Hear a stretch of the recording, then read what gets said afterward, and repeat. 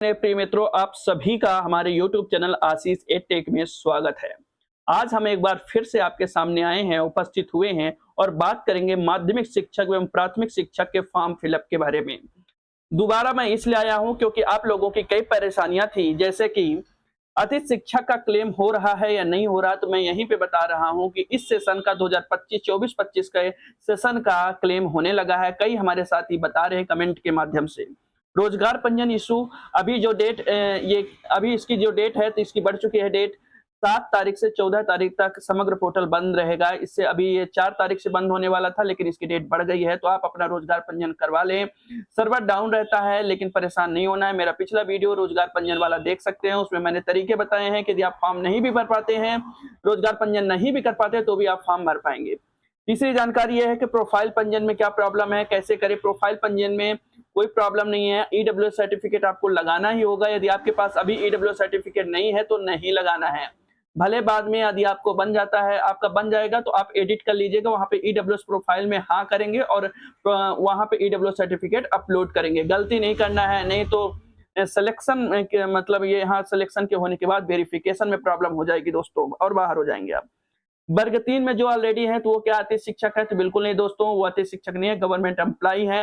वो जो है तो नॉर्मल कैंडिडेट की तरह अपना फॉर्म भरेंगे, जिसमें आपको विभाग से अनुमति मांगनी होती है, वो आप करेंगे। प्रोफाइल पंजीयन में दो जिनकी प्रोफाइल बन गई, उनकी एक परेशानी है। इस समस्या का समाधान मेरे पास भी नहीं मिल पाया है। मैं कई दुकानों में, यहाँ ऑनलाइन कैफे में ढूंढा, उनको समझने की कोशिश किया और ऑनलाइन एमपी ऑनलाइन के कॉल सेंटर पे बात करने की बात किया, लेकिन किसी ने जवाब नहीं दिया दोस्तों। तो यदि आप दोस्तों के पास किसी के पास भी जवाब है इसका कि 2 प्रोफाइल बन जाती है, पुरानी वाली प्रोफाइल बनी थी लेकिन नई प्रोफाइल बन गई और नई वाली प्रोफाइल में ये एमपी टेट का जो है स्कोर कार्ड नहीं है, तो हम क्या करें, किस तरीके से आगे बढ़ें, किस तरीके से हमारा फॉर्म भरा जाएगा। तो चलिए इन सब जानकारी के साथ, यदि आपको ये जानकारी अच्छी लगती है, समझ में आती है, तो हमारे दोस्त बनने के लिए, हमारे प्रिय मित्र बनने के लिए आप हमारे चैनल को सब्सक्राइब कर लीजिए, क्योंकि आगे ऐसे ही महत्वपूर्ण जानकारी मैं आपको ये लाता रहूंगा और हम लोग जुड़ेंगे तो अच्छा लगेगा, मजा आएगा। चलिए तो आगे शुरू करते हैं फॉर्म फिलअप करने की प्रक्रिया। तो देखिए, मैंने पहले भी बताया है कि आपको एमपी ईएसबी में आने के लिए, यहाँ पे एमपी टेट का वर्ग 2 का वर्ग 3 का फॉर्म भरने के लिए आपको सिंपल सा गूगल में सर्च करना है esb.mpionline.gov.in। इतना सर्च करते ही देखिए ऐसा डैशबोर्ड खुलेगा। इसमें जो है तो आप ऑनलाइन वाले फॉर्म वाले पर क्लिक करेंगे। यहाँ पे उपलब्ध सेवाएं हैं, बगल में उम्मीदवार प्रोफाइलिंग है। यहाँ पे प्रोफाइल से संबंधित जितने भी कार्य हो सब कर सकते हैं। यहाँ पे आप उपलब्ध सेवा में पहले नंबर पर जो लिंक दिख रहा है, यहाँ पे ये नोटिफिकेशन है, इसका रूल बुक डाउनलोड कर सकते हैं और यहाँ पे जो है तो आप आवेदन कर सकते हैं। यहाँ से नीचे लिखा है माध्यमिक शिक्षक चयन परीक्षा 2024 के आवेदन फॉर्म की पात्रता जांच एवं रोल नंबर या आवेदन क्रमांक से प्रोफाइल आईडी की खोज, यहीं से आप कर सकते हैं। तो ये बेसिक सी जानकारी थी। चलिए हम लोग फॉर्म भरना शुरू करते हैं। इसके लिए आप डिक्लेरेशन पर क्लिक करेंगे और आगे बढ़ाए पर चलेंगे। आगे यहाँ पे आते हैं, कुछ जानकारियां दे रहा है कि माध्यमिक शिक्षक चयन परीक्षा 2024 के आवेदन की पात्रता जो पहले दे रहा था, तो वही चेक और एलिजिबिलिटी, आप चेक एलिजिबिलिटी पर क्लिक करके अपनी एलिजिबिलिटी जो है तो चेक कर सकते हैं कि आप पास हैं कि पास नहीं है, क्या स्कोर है, क्या कैसे, सारी जानकारी। वैसे भी यदि आप पास हैं तो बाद में ये जानकारी ऑटोमेटिक फिल रहती है।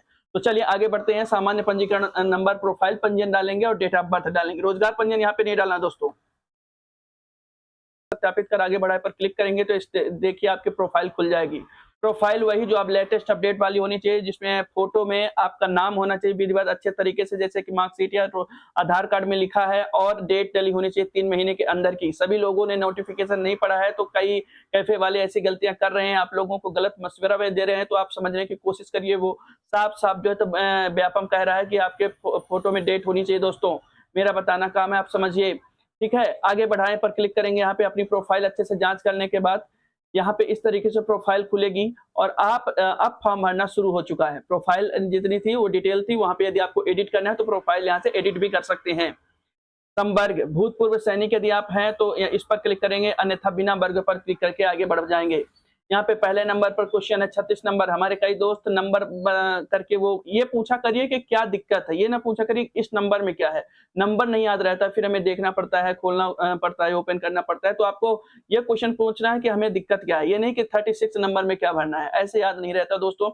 तो यहाँ पे देखिए क्या आप शासकीय विभागों, निगमों, मंडलों, स्वायत्त शासी निकायों, होमगार्ड हैं तो आप, यदि वो वर्ग 3 वाले जैसे एग्जाम्पल हैं, और जो भी आप शासकीय कर्मी हैं, यदि आप शासकीय में हैं, या जितना ये ऑप्शन दे रहा है स्वायत्त शासी ऑटोनॉमस बॉडी में, तो आपको हाँ पर क्लिक करना है, अन्यथा ना पर क्लिक करेंगे और आगे बढ़ेंगे।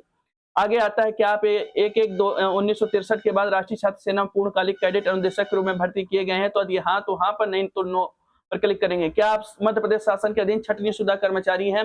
छंटनी शुदा कर्मचारी वो हैं जो पहले शासकीय विभाग में थे मध्य प्रदेश में, लेकिन किसी कारणवश उनको हटा दिया गया है या बाहर कर दिया गया है, तो वो उनके लिए है, तो हाँ ना पर क्लिक करेंगे।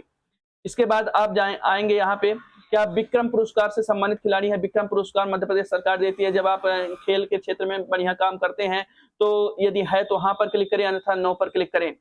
ये 44 नंबर जो है, तो ये सबसे महत्वपूर्ण पोर्शन होने वाला, सबसे महत्वपूर्ण पॉइंट है जिसको आपको समझने की जरूरत है। क्या आप अति शिक्षक हैं? यदि हाँ तो आपके द्वारा न्यूनतम 3 शैक्षणिक सत्रों में न्यूनतम 200 दिवस, एक शैक्षणिक सत्र में न्यूनतम 30 दिवस मध्य प्रदेश के शासकीय विद्यालयों में अधिक शिक्षक के रूप में अध्यापन कार्य किया गया।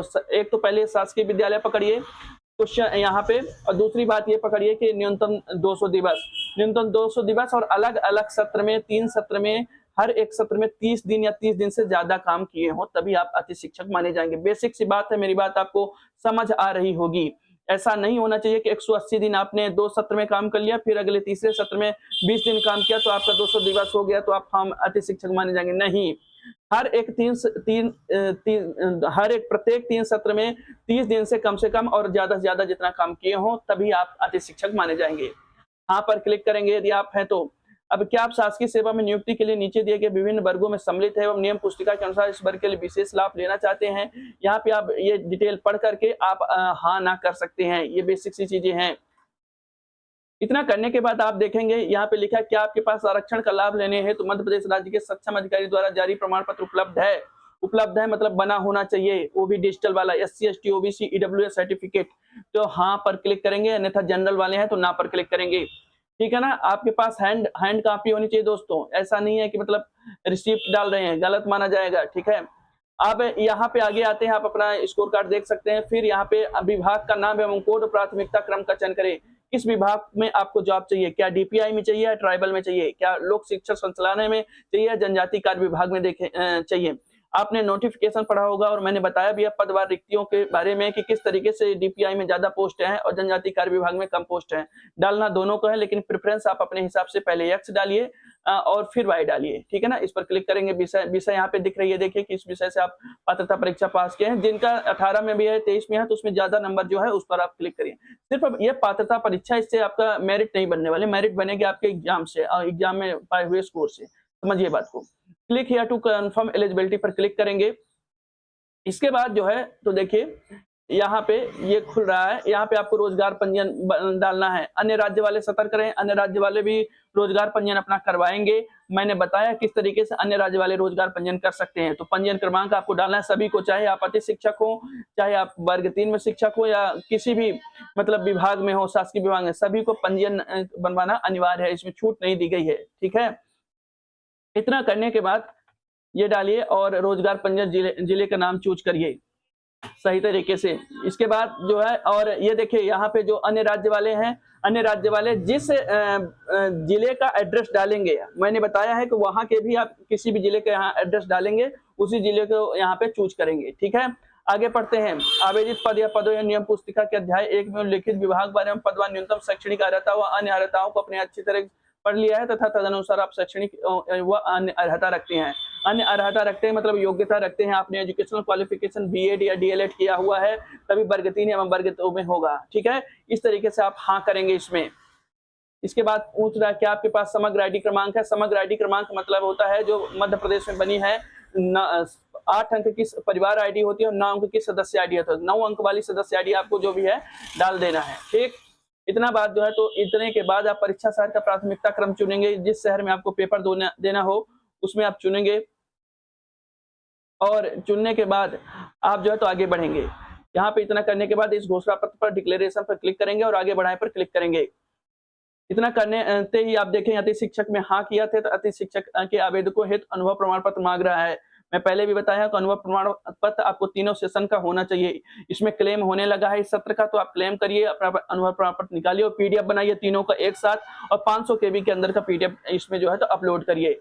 चूंकि मैंने पहले से ही बनाया है, तो इसलिए मैं यहाँ से जाऊंगा और यहाँ पे जो है तो इस PDF को अपलोड करूंगा। पीडीएफ को आप भी कर सकते हैं। फिर सबमिट डिटेल पर क्लिक करेंगे। सबमिट डिटेल पर क्लिक करते ही देखिए आपका फॉर्म भर चुका है। ये आवेदन क्रमांक लिख लेंगे और रख लेंगे और इसके बाद जो है तो इन सब की जांच करने के बाद आप जो है तो प्रिंट पर क्लिक करेंगे। प्रिंट पर क्लिक करते ही ये देखिए इसको प्रिंट कर सकते हैं, कैंसिल कर सकते हैं। प्रोसीड टू पेमेंट पर आएंगे। प्रोसीड टू पेमेंट पर क्लिक करेंगे तो आप जो है तो यदि एमपी ऑनलाइन में है तो डायरेक्ट एमपी ऑनलाइन खुलेगा, नहीं तो यूपीआई के माध्यम से, नेट बैंकिंग के माध्यम से, डेबिट कार्ड या क्रेडिट कार्ड के माध्यम से जो है तो आप पेमेंट कर सकते हैं। पेटीएम चुनेंगे और फिर यहाँ पे 310, यदि आप एससी एसटी ओबीसी ईडब्ल्यूएस है तो 310, अन्यथा आप जनरल वालों के लिए 560 रुपए चार्ज कर रहा है, चार्ज लगेगा। ठीक है ना। यहाँ आइए और इसको इस स्कैनर को स्कैन करिए और पेमेंट करने के बाद आपकी रिसिप्ट निकल जाएगी, उसको बकायदे रखे रहिए।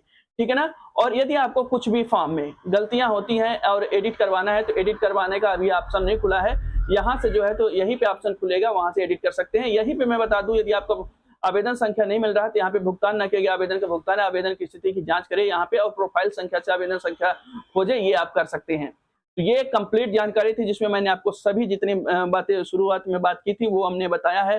फिर भी यदि कुछ बातें छूट गई हो तो उसको कमेंट के माध्यम से पूछना है और पूछते रहिए और हमसे जुड़ते रहिए और सब्सक्राइबर हमारे बढ़वाते रहिए ताकि हमें भी खुशी मिले, आनंद मिले और मोटिवेशन हमारा बढ़ता रहे ताकि आपको आपके लिए मैं बेहतर से बेहतर कंटेंट लाने की कोशिश करता रहूं दोस्तों। धन्यवाद।